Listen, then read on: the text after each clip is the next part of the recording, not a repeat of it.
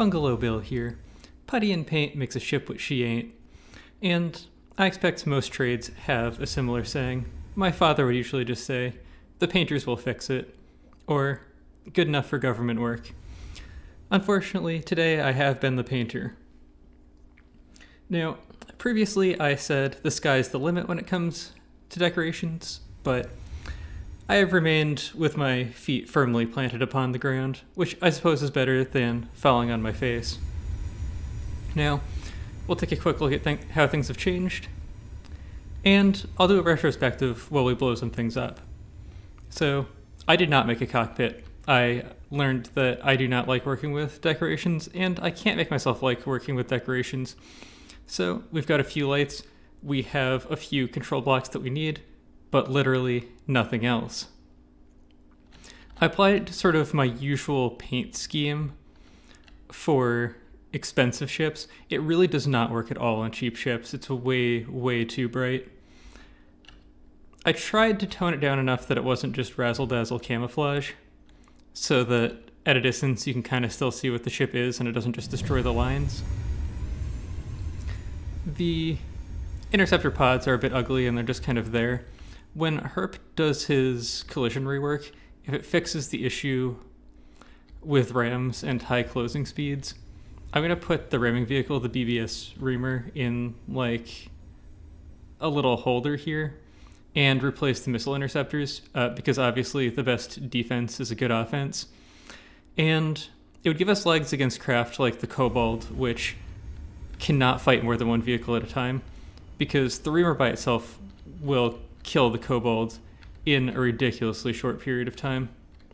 Now, I would actually encourage closing these doors behind you because they let the helium out, but we are not concerned with that right now.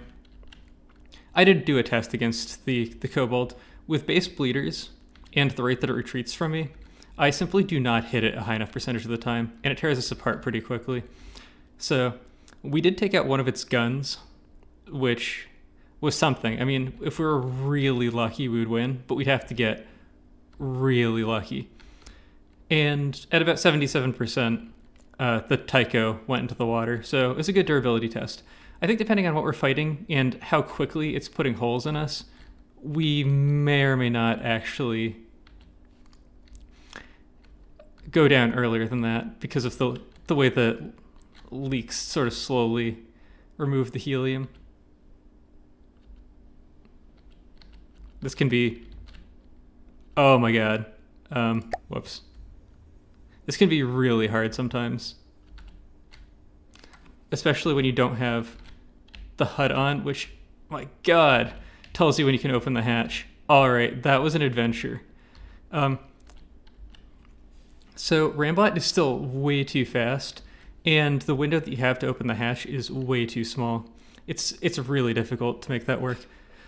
They've been tweaking it a little bit. Hopefully they'll improve it in the future. I'd really like to see Rambot get way slower. It'd make him way worse at capturing, which is absolutely fine by me. Yeah, we bonk our head on the lights. Sorry, not sorry. Now, this is part of what put me off the decorations. I probably could fix this.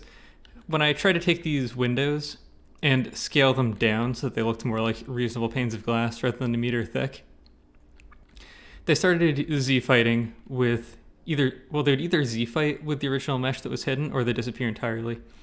That may only be an issue when the hidden mesh is the same as the deco. So if instead of using glass as the backer here, if I just used stone, hit it, and then put glass on, it might have worked better. But I had quite a bit of a struggle with it. I also have some things going on here like invisible IR cameras.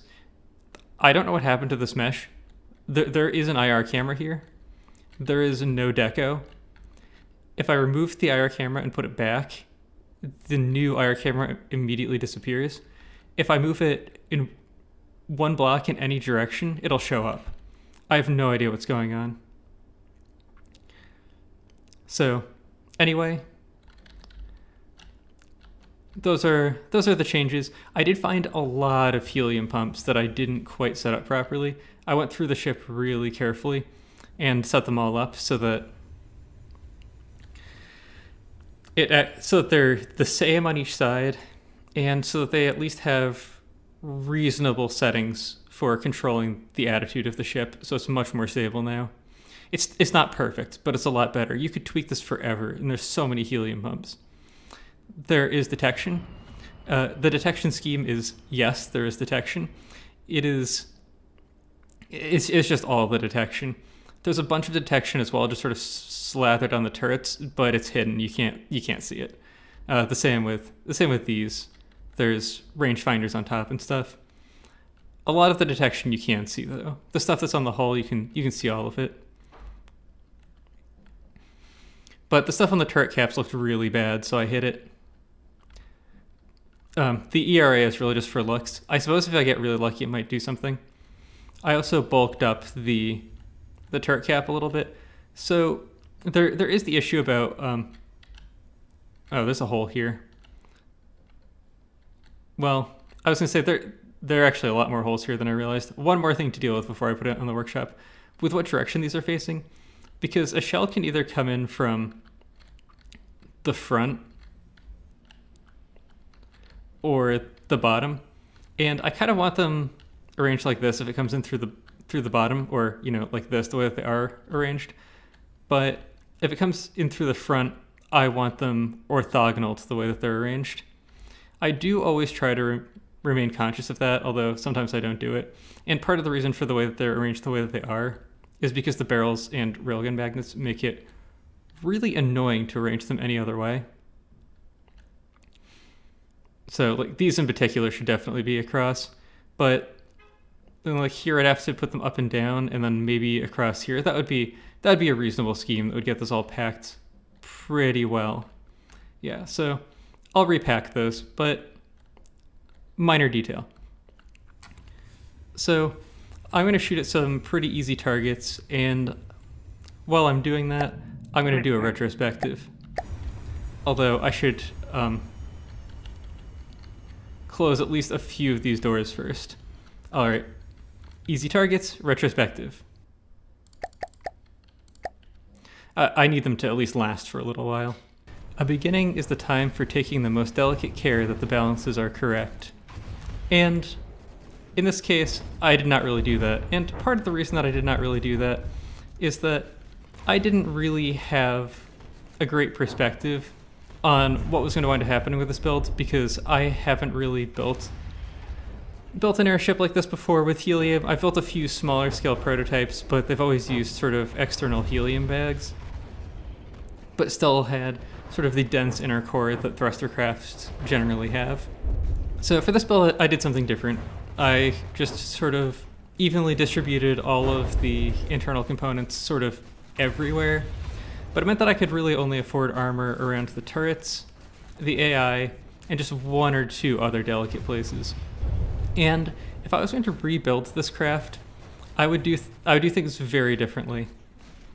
I would go and instead look at the different ratios of the components that I have and the total numbers, and split them up into sort of equal bundles, where I'd have maybe 1/6 of the energy generation, 1/6 of the material storage, 1/6 of the ammo, that sort of stuff, all in one neatly packed bundle. And then I would try to neatly arrange those inside of the ship, and then make the bulkheads as uniform as I could within the outer skin of the airship, and then just have a fairly thin layer on the outside where things are irregular. That would make it much easier for me to selectively armor things a little bit heavier, and in addition, just on average, to have things a bit more heavily armored. And it would also make it more likely that my components would get taken out evenly, so I wouldn't, lose half of my batteries or half of my steam turbines or something. I would lose everything pretty much evenly. And I really think that's the biggest difference that I'd make with this. It works okay. It's not terrible. If I went back and did it again, which I'm not going to do, but I will make more airships in the future, probably smaller ones next, I would do hopefully a bit better. There aren't really any Zeppelins in the game for me to benchmark this against. You could say the Novgorod is a is a Zeppelin. It says so in the description. It may technically have a helium pump, at least looking at it. I've only seen one helium pump. There may be others hiding, but it does not have very much internal volume. It's really an airship or a thruster craft, depending on how you want to look at it.